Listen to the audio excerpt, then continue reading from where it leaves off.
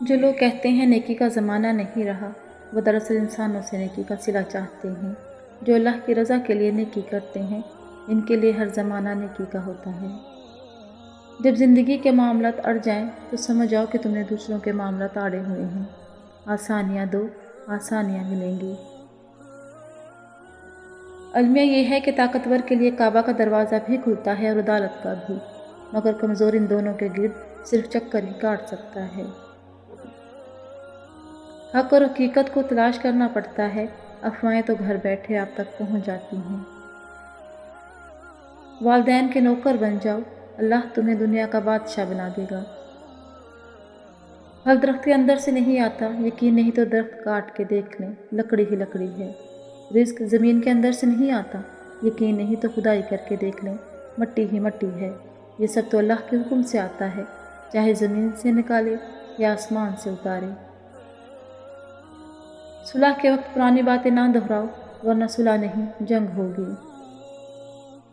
مسئلہ یہ نہیں ہے کہ حق بات کہنے والے علماء کرام ختم ہو گئے ہیں، مشکل یہ ہے کہ ہم صرف اپنی مرضی کا حق سننا چاہتے ہیں۔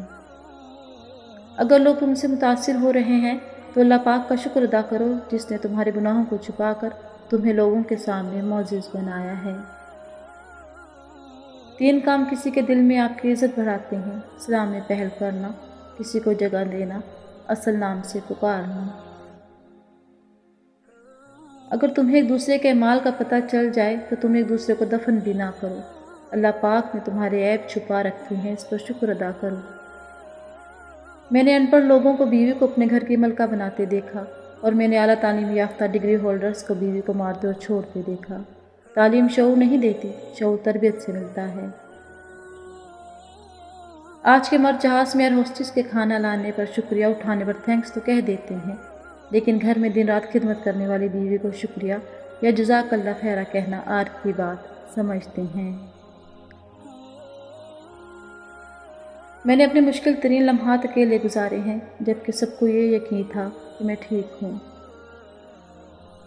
ایک عورت کے صبر و حوصلہ کا تب پتہ چلتا ہے جب وہ اپنی اولاد کی خاطر ایسے خاوند کے ساتھ زندگی گزارتی ہے جو نہ اس کی عزت کرتا ہے اور نہ اس کی ضروریات کا خیال رکھتا ہے۔ ایسی عورت سچ میں عظیم ہوتی ہے۔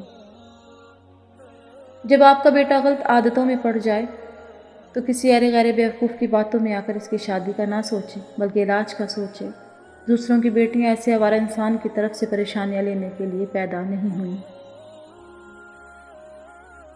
وہ مجھ پہ ہنستے ہیں کہ میں مختلف ہوں، اور مجھے ان پہ ہنسی آتی ہے کہ وہ سب ایک جیسی ہیں۔ اچھی عادات کی مالکہ نیک اور پاک دامن عورت اگر فقیر کے گھر میں بھی ہو تو اسے بادشاہ بنا دیتی ہے۔ اختلافات پر صبر کرنا اور دوسروں کو برداشت کرنا ہی اخلاق ہے۔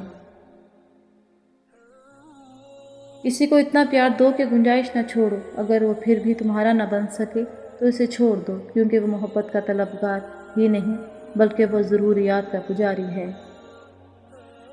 پانی کی طرح بہہ گئی صدیاں کبھی کبھی، اکثر ہوا ہے یوں بھی کہ لمحے ٹھہر گئے۔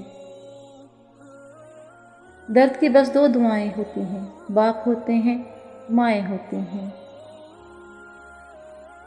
وہ بالکل چاند کی طرح ہے، نور بھی اتنا، مغرور بھی اتنا، مجھ سے دور بھی اتنا۔ مجھ کو ایک دن کی حکومت جو میں اس سرائے مفلس سی بانٹ دوں اس دور کے آقاؤں میں۔ آدمی آدمی کو کھائے چلا جاتا ہے، کچھ تو تحقیق کرو اس نئی بیماری پر۔ جو جیسا ہو اسے ویسا ملو، یہ نیا شوق چڑھ گیا ہے مجھے۔ وہ ساتھ رہتا تھا مگر ساتھ نہیں تھا میرے، اس کی قربت نے بھی اکثر مجھے تنہا رکھا۔ دوا اگر کام نہ آئے تو نظر بھی اتارتی ہے، یہ ماں ہے صاحب، یہ کہاں ہار مانتی ہے۔ باپ دنیا کی وہ بہترین ہستی ہے جس کی دسترخوان پر موجودگی اور کمرے کے باہر اتارے ہوئے جوتے بھی تحفظ کا احساس دلاتے ہیں۔ یاد رکھو، جب تک اپنی نجات کا یقین نہ ہو کسی گناہگار کا مذاق نہ اڑاؤ۔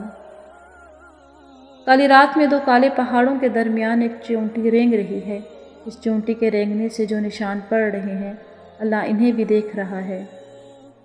غمگین نہ ہو، تو جو بھی کھوتا ہے وہ کسی نہ کسی نعمت کی صورت میں دوبارہ پا لیتا ہے۔ شکریہ۔